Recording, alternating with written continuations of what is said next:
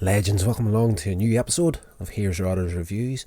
I'm your host, Rodney Stewart. We're getting into some more of the Transformers Season 2 with a little episode called A Decepticon Raider in King Arthur's Court.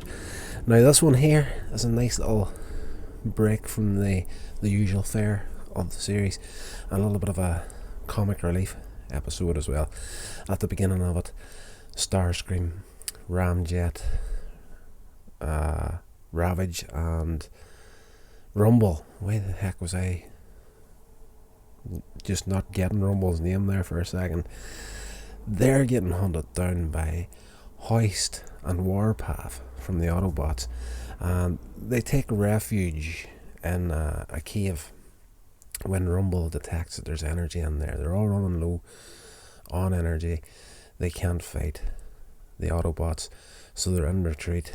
They go into this cave looking for the energon signature that Rumble has detected, and they find runes on a stone, and Rumble's like, the energy is coming from these stones, and Starscream starts to run his finger across the runes, and at this point they've been caved in by the Autobots during the fight, and outside the cave the Autobots are trying to dig their way in to follow them, and suddenly after activating the runes, they turn around and they see the entrance to the cave no longer has the rocks at it, and there's no sign of the Autobots. So they leave, and they discover that they've actually been transported back to 543 AD England, and Starscream sees a great opportunity here to rule the earth in his mind.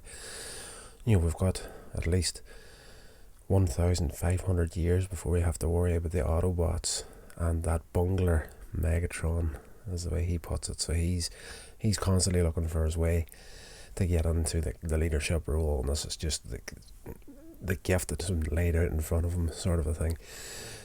But they soon after leaving the cave, they run into some knights, and they discover that there's a feud between two neighbouring lords, and when the Autobots eventually turn up, as they do, Warpath and Hoist turn up, so they end up on one side of this feud and the Decepticons are on the other side of the feud. So in this episode, the Decepticons are actually helping out the humans in their fight because it just suits their purposes at that point. So the characters in this, the two lords is Wigand of Blackthorn, if I'm pronouncing that right, and Atheling of Atheling the Red. That's a weird spelling to that name. And there's a daughter, Nimue, of let's just say the Lord Red, we'll call him. And basically what the feud is between these two guys is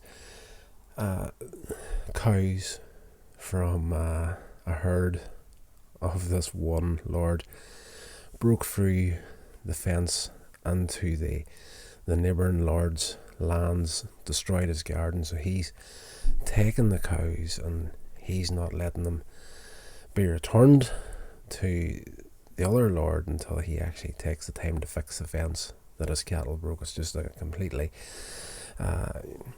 comes across as a very, very pointless argument, but if you've grown up in Northern Ireland, you'll know the petty ass score of some of the arguments you see around here.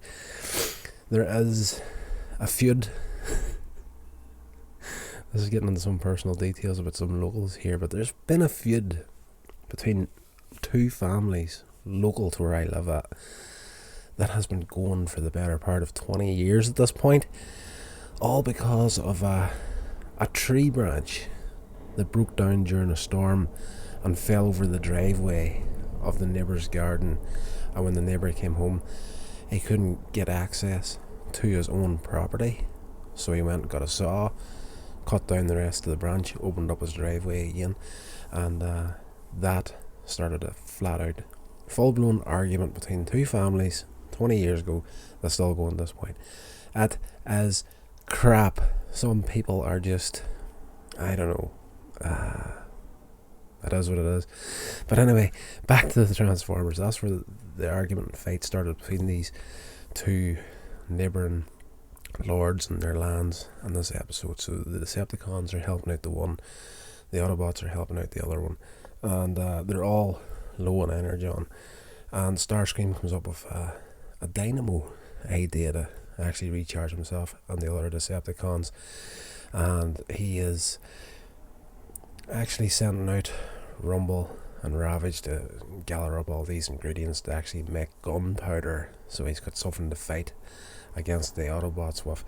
This is all after the two lords try to settle their differences peacefully at a fete, more or less. Like there's a day set up for friendly challenges, and they're trying to sort out their differences peacefully. And of course there's jousting. Spike gets involved in that as well, and makes a complete fool out of himself.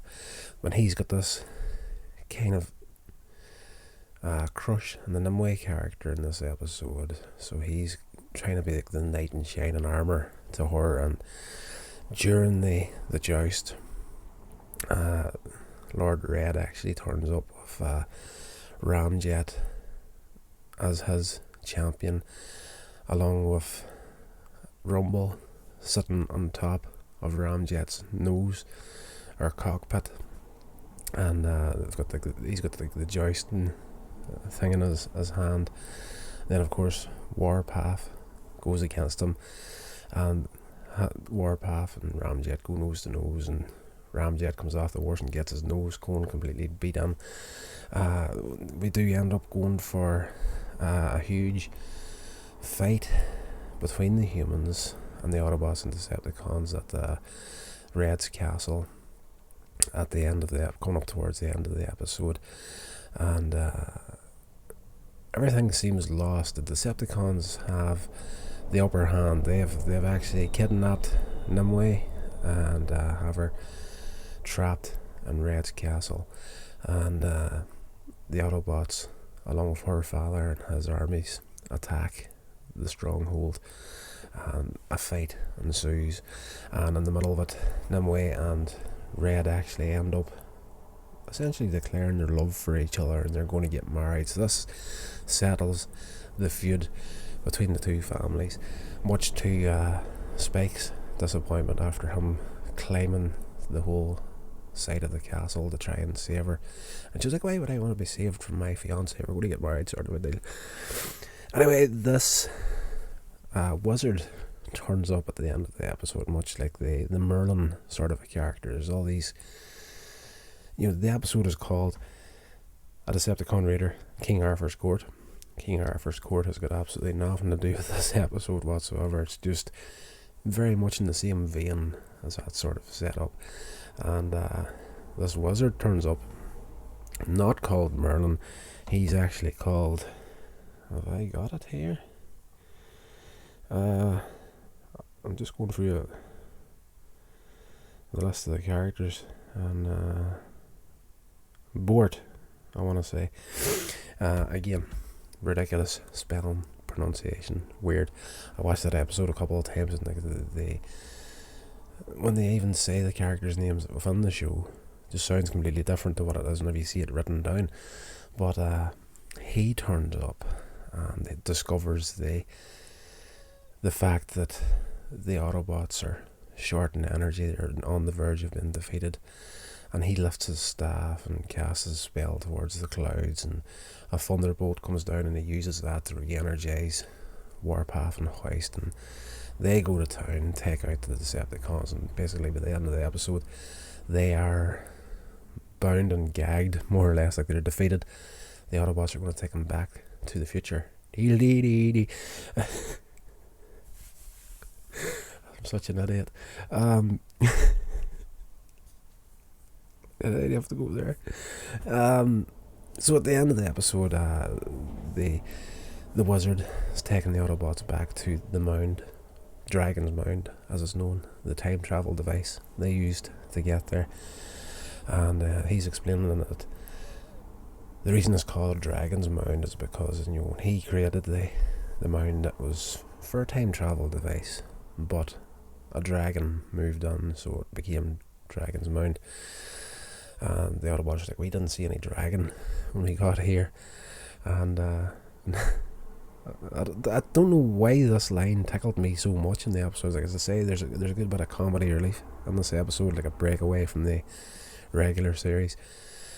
And the wizard says, well, he's actually away visiting relatives. And that was his reasoning for the dragon not being there when they all originally turned up. And tickled me something shocking. But then again, I have been lacking sleep recently.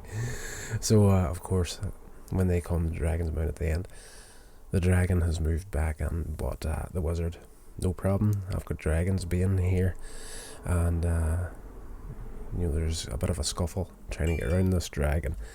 And he's like, I don't know what's going on here. This usually works, like it's the dragon's being's got all the usual ingredients what I'd have put into it, and they'd start listing them off and whatnot. And it's actually, when you hear the list of stuff that's in this dragon's being that he has, it's the same list of ingredients that the Decepticons were using to create the gunpowder earlier in the episode. So the Autobots use that to their advantage. When the dragon fire breath comes out, they throw the dragon's being at him, explosion, he flies away, and we get the ending of the episode. And they travel back to the future through the portal they came there, and they're like, as soon as they come out the other side, there's just a rain of laser fire waiting for them, and it's Megatron. So the Autobots leg it along with Spike, transform, off they go, and Starscream actually dives into Megatron's arms. If you're going to compare it to something, think of Scooby-Doo and Shaggy. The way Scooby-Doo would have jumped into the arms of Shaggy. Something similar to that there, but it's like Starscream for once. He's glad to be back, seeing the Decepticons, and he actually jumps into Megatron's arms, gives him a hug, and he falls to the ground with Starscream on top of him. And he's like, Starscream's like, you're not glad to see me? And Megatron's like, you ruined my shot. And the episode closes with him just growling in complete frustration because of Starscream. So I enjoyed this episode. It was great, and I was kind of worried about getting the details of this episode out properly. And this, as I say, the character names in this episode are strange, but it's kind of one of those episodes too where you're thinking to yourself, okay, even just looking at the name of the episode, like A Decepticon, Raider and King Arthur's Court, I can remember the first time seeing that title, I was kind of like, I might skip this episode, but I'm pretty glad I didn't. Very enjoyable, a lot of good, as I say, comic relief moments in it, a little bit of a break off from the normal fare of the series. And yes, it's just it showed some more character building with the characters. Like, Starscream is a complete tit in the series, but the season 2 really did start to develop the characters a lot more and give you a little bit more depth to them, a little bit more reason for liking them, some characters more than you should at times, and Starscream being one of them. It's just this episode, as I say, just it tickled me, something shocking, whenever he got up to some of the stuff that he got up to, and this episode that's brilliant. So that's going to do it for this episode. I'll talk to you again shortly for some more He-Man and the Masters of Universe.